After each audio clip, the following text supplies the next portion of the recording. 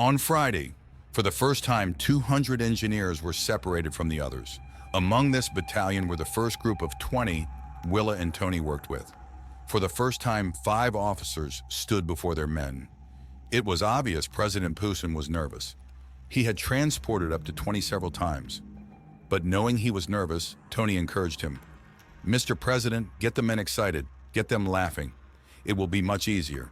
We are here to guide you. This will happen." President Putin laughed nervously and turned to the group of engineers and then counted Dmitri, Tony, and Willa. He knew Maya was standing behind him. She would not be denied, and both Dmitri and Maya also wore red lanyards. BID did a final count for a total of 225 people. "Fear not, Vid. The universe will support you in this." It sure sounded like Gaia. It was her voice, only in perfect Russian. Vid turned to Tony and Willa and saw their smiling eyes and heads nodding. "Engineers, we are going to the Arctic Circle. New land to the north has risen out of the sea, and we understand there is enough gold to put our country back together. Your role in the years to come will be as teachers to teach others what we know. Today, I wear the red lanyard with pride, as many of you do. I am to be tested to see if I am worthy to wear the black lanyard. Are you willing to be my guinea pigs?" Vid screamed. The men did not act very militarily. Their cheering conveyed that they were more than willing to be guinea pigs for their president. "Everyone, gather tight and take a deep breath." President Putin pulled the scarf over his mouth and nose. He glanced at Tony and Willa to make sure they were ready. He glanced at the piece of paper Tony had given him, with the longitude and latitude of where they were headed. The next thing everyone realized, the ground was frozen. And so were they. The wind was whipping, and the icy temperature meant that even with Arctic dress, everyone felt the cold being exposed like this to the elements. Willa stepped forward and, tilting her head skyward, she called out, "Angels of the wind, I am Willa. We are servants of God, and in the name of Gaia and Jesus and John, we ask you to quiet the wind and open up the skies to allow the light of the sun to shine upon us." Everyone looked up as the wind slowed. It took a few minutes, but the dense clouds overhead parted and moved off to the east and west. The heavy clothes that everyone wore became warm enough that the Arctic gear made everyone comfortable. Everyone stopped shivering. Willa looked to the skies. "Thank you, angels." Maya wrapped Willa up in a hug. "Thank you. Watching you do that made this whole trip worthwhile. I didn't know that could be done." "I didn't either," Willa laughed. "Jesus did give us an example." Tony patted his wife on the arm. Their eyes met, and she understood he was pleased. President Putin was looking at her and nodding too. "Engineers, my last act as your teacher." Tony held up the black lanyard for all to see. There was total agreement. Instead of accepting the lanyard from Tony's hand, President Putin took his hood off and one glove. He reached under the many coverings around his neck and dug out the red lanyard. He took it off and folded it and put it in his pocket. "We will need that for another." He then came to attention and bowed to Tony. Tony placed the black lanyard around the president's neck. The president stood and held up his lanyard for all to see. As the men cheered, Tony could barely hear the president say, "Thank you, Tony." President Putin smiled. "Time to find gold," Tony yelled. He looked around but couldn't see anything in the dim light. "I need to find a hill so I can see more land." Tony turned again and saw a small mound a short distance to the west. He was going to turn away when he realized that was what he was looking for. He caught the eyes of the president and nodded. "Listen up, I'm moving everybody towards that mound. There's our gold. Ready? Now." When they got there, many of the men looked at each other in amazement. They had just been introduced to another ability for transporting. The captain who had gone through the training came up to President Putin. They watched as a man unfolded a metal rod to 3 meters long. He pushed it into the mound and hit something hard about 2 meters in. He went to another spot, and the same thing happened. The president and the captain talked for a few seconds. President Putin held up his gloved hand with a finger pointing to the sky. The captain nodded and saluted and called together many of his men. They disappeared. The men from engineering were only about 20% of the personnel of the entire battalion. The 150 men who'd left were to move everything they needed to secure the area and dig out the gold and then to transport it to Moscow. Almost instantly, supplies started showing up. Men showed up along with portable buildings, storage containers, motorized shovels, generators, big portable lights, and 4 small tracked vehicles with blades on the front. There were a dozen trucks that could hold half a dozen yards of dirt, each with a box that could dump. When a tent showed up, Maya shared with Tony and Willa that the sign on the front meant coffee service. They made their way over to it, and a man wearing a white apron greeted them. He had coffee that had been made before it was transported. When Willa asked if he had hot cocoa, the man found a box and pulled out a package. He put it into a cup and added hot water. The president turned to Tony. "Do you have any idea how the gold got here?" "Yes, a meteor was traveling in the same direction that the Earth was going. The Earth's gravity field caught onto it and slowly pulled it in for a nice soft landing into some mud. It's all right there. It came in almost 500,000 years ago." Tony looked in the direction of the mound. "It's over 40,000 metric tons. It may be almost 50. Tony Taylor, I would like for you to meet General Ivanov. You have been training part of his battalion." "Sir, I'm only a commander. Nice to meet you, Mr. Taylor." That was about it for English for the commander. He was a 4th-generation military and had a degree in civil engineering.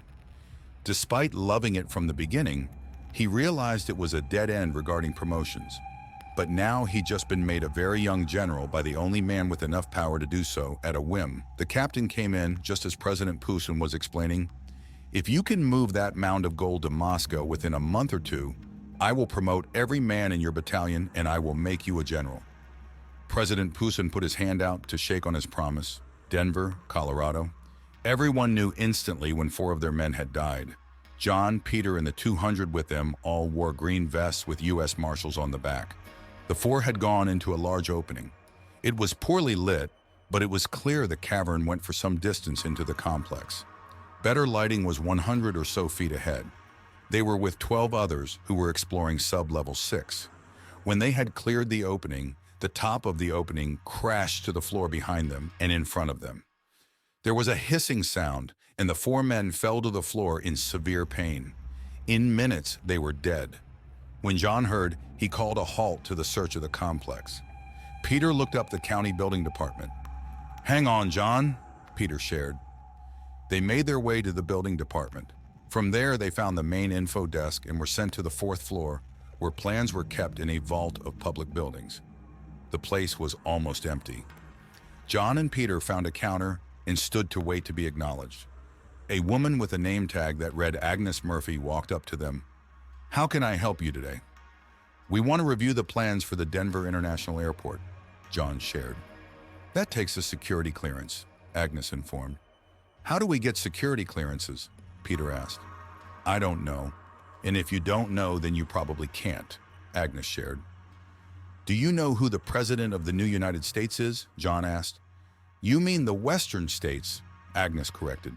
"We have petitions to join up again from all of the other states except for Louisiana, which is 100% underwater," Peter shared. "Oh, that is wonderful." Agnes thought for a second. "I want our country back together. John Taylor is the new president. I have not met him or even seen him yet." "Miss Murphy, I am President John Taylor. This is Peter Adams, my aide." John laid on the counter a business card identifying himself as president and a Washington state driver's license. Agnes looked at John in shock. She slowly looked down at that driver's license and then smiled.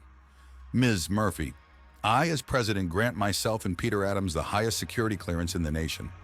Agnes smiled, then nodded her head. "May I have your card, sir? And a picture?" Agnes got 3 pictures. "Thank you, Mr. President." Agnes started crying. John turned and hugged Agnes. When she settled down, "Thank you for my life, for my family's life. We were at the end and hadn't had any water for a week. My grandson came running in from next door and turned the TV on. A man was telling us that we have become part of the Western states and our money would be backed by gold and silver. I looked at my husband, he gave me a wink, and then he started thanking God. Come on, let's get those drawings for you." The group walked beyond where the employees-only sign was.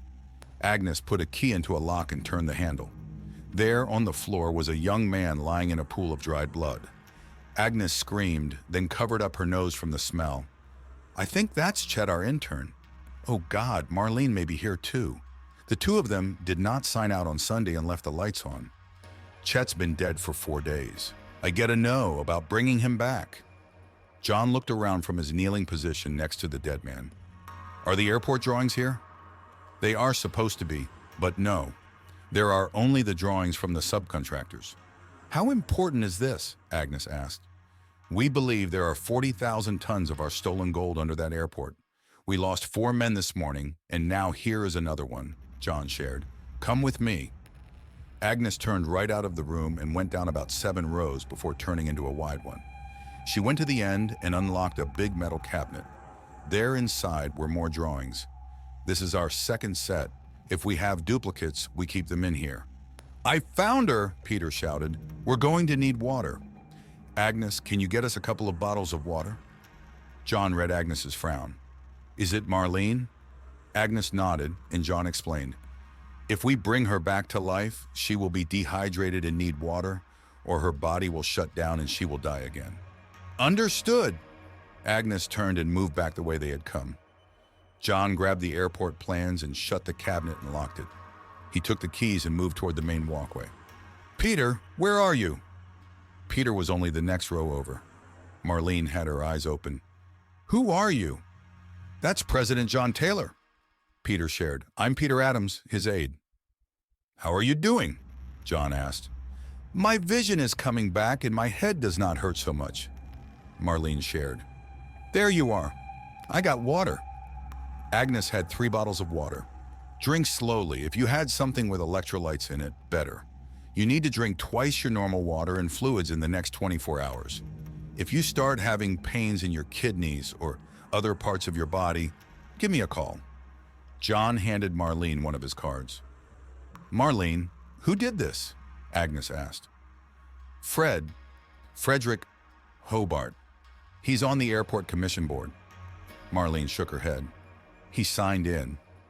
That page has been ripped out of the book, Agnes shared. Is Chet? Marlene asked. He's dead. Looks like you lasted for 3 days or more before your body shut down. Peter shared. Chet has been dead for about 4 days. If we help you walk, we will get you to a table until the medics arrive.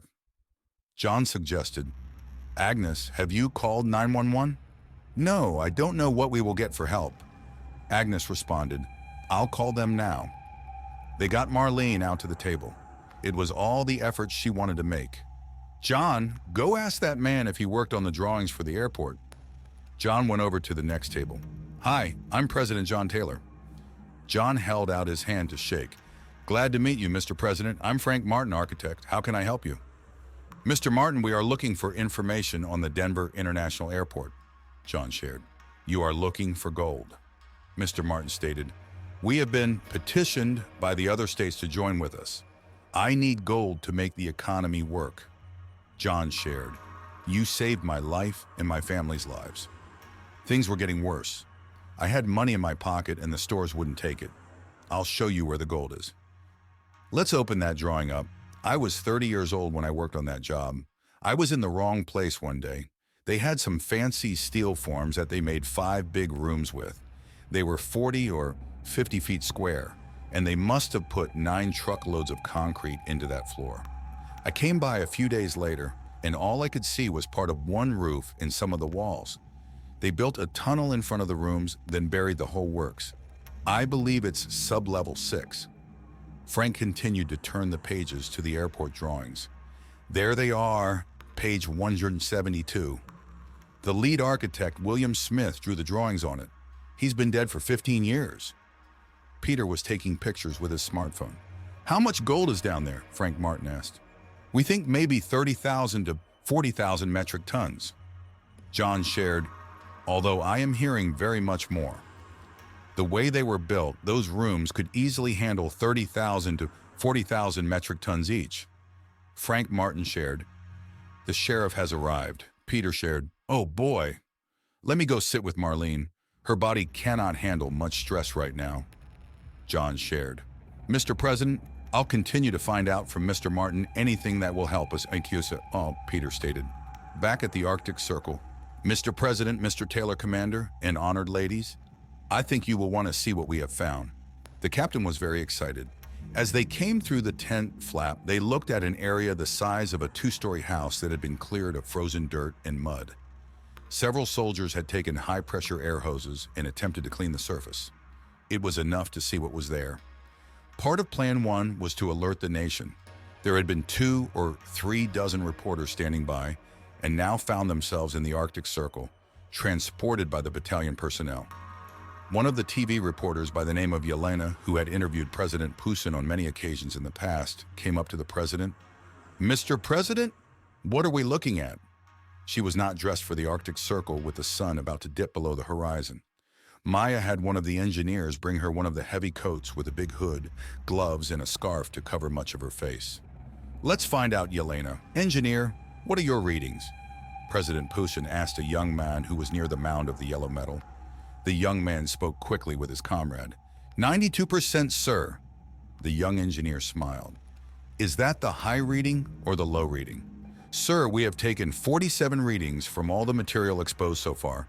92% is the average, sir." The man was very excited. "What is the other 8%, engineer?" "Copper, silver, mercury, platinum, and some other metals we have not determined yet or we are not familiar with, sir," the engineer informed. "So what will this do?" Yelena asked. The excitement in her voice was palpable. "Fix our country, put our people back to work." President Putin was very excited. "You have to tell the nation, the people, everybody." Yelena was excited. She was no longer concerned about her looks. "That's why you are here," President Putin shared. Yelena then went through her how, who, when, and where questions. When she felt complete, she went over and introduced herself to Tony and Willa.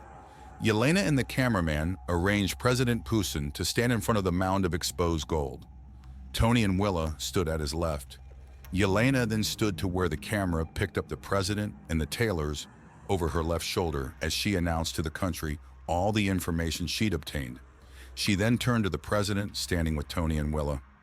"Mr. President, would you like to introduce our guest, please?" There is a story of a little Dutch boy who put his finger into a dike and saved the people of the village that had not been willing to shelter him. There have been other young people who have stepped forward to save their communities, their families, and their comrades throughout the history of mankind. These two next to me, Tony and Willa Taylor, are like them. They are my heroes. Their community has honored them with all the rights and privileges of adults. Over these last 2 weeks, as I have gotten to know them, I concur with that decision. Tony and Willa have shared their knowledge about how to stop bullets with me, my family, and hundreds of our military personnel.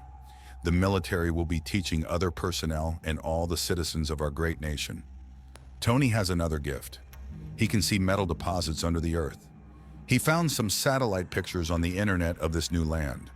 As he was looking, he realized there was a large deposit of gold on our new land. He believes there are thousands of metric tons here. "How will this help our country, sir?" Yelena asked. "This is enough wealth to back our currency, to pay for the repairs to our roads, and to fix our buildings. I see the Taylor family as friends of our country. Our shared wish is for our two great nations to be friends and to act towards each other as such. On Monday, I want this nation to go back to work. Contractors, if you have a crack in the road in front of your house, take a picture, then fix it. If you have a main road in front of you that can't be driven on, fix it. Take pictures before and after you fix it. Send me a bill with the address and what you have done along with the pictures. Let's get this nation back on its feet now." The engineers started screaming and shouting in agreement. Yelena's cameraman spanned the men clapping and shouting. An extra phone he hadn't even known he had started ringing in Tony's pocket. He answered it. "Hello? It works, even in the Arctic Circle. Did you transport this to my pocket, Mr. President?" Tony laughed. "Yes, it's President Putin's phone." John Taylor informed, "May I talk to him, son?" Tony turned to President Putin. "Sir, President John Taylor would like to talk to you." "President Taylor? Mr. President, did you find your gold?" John Taylor asked. "Yes, we found all that Tony thought, and he even has increased his original prediction. So far, it is testing at 92%. Putin laughed. "That's wonderful. My wife has invited your family for lunch or dinner, whichever you would prefer." John suggested. What time is it there? President Putin asked. It is 4:00 a.m., John answered. It is 4:00 p.m. here and in Moscow. Vid asked, breakfast in 3 hours? Sounds wonderful. See you then, John replied. After all the hoopla with the TV cameras, President Putin said his goodbyes to his future general and gathered up Dmitry, Maya, and all the reporters along with Tony, Willa, and Yelena. They moved off in preparation for transporting back to the president's office in the Kremlin in Moscow. The big Russian who had tried to give Tony a bad time on the first day came up carrying a big chunk of gold. This man was over a foot taller and weighed twice what Tony did. On the first day, Tony had challenged him, and the man came at Tony 3 times. All 3 times, Tony had knocked him on his butt using a shield. Tony looked at the big man, and his heart remembered Big Henry. Mr. President, this man is ready to be promoted. Tony pointed to his neck. Shall we have him transport us? President Putin asked, be tested? Tony nodded. Willa was ready to cheer. She was holding her breath. 2 people in Russia with black lanyards in 15 days. Could it be? Sergeant Kozlov, our teacher says you are ready to take the next step. Please transport us back to where he knocked you on your butt, President Putin suggested. Sorry, sir, me goat, Kozlov replied, shaking his head. Tony had been using time in the Christ porch to learn Russian. He knew what Kozlov meant to say. So in almost perfect Russian, he said, You are not goat, you are goat herder. From now on, you will be a teacher and man and woman herder. Tony screamed at him, Why are you afraid? You are not afraid of me. Everybody was laughing, even Kozlov. Tony was still standing in front of the big man when Kozlov happened to look down. Tony winked. The next thing everybody realized, it was 40 degrees warmer and they were back in Moscow. Dmitry looked around, then ran over to the garden shed and borrowed the wheelbarrow. Kozlov placed the big chunk of gold in the wheelbarrow. Sir, where do you want this? In my office. When Kozlov stood up, his left hand was bleeding. It had been cut by the corner of the gold. There, in front of Yelena, as the camera rolled, he healed the cut on his hand. Tony took off his black lanyard and handed it to President Putin. Captain Kozlov, if I may, President Putin asked. There was a General Kozlov in the family tree, but most of the male members of the Kozlov family had been underachievers. The old sergeant decided he wanted this. He was tired of being a goat. He glanced at Yelena. They'd made a serious connection. He wanted enough to change his attitudes.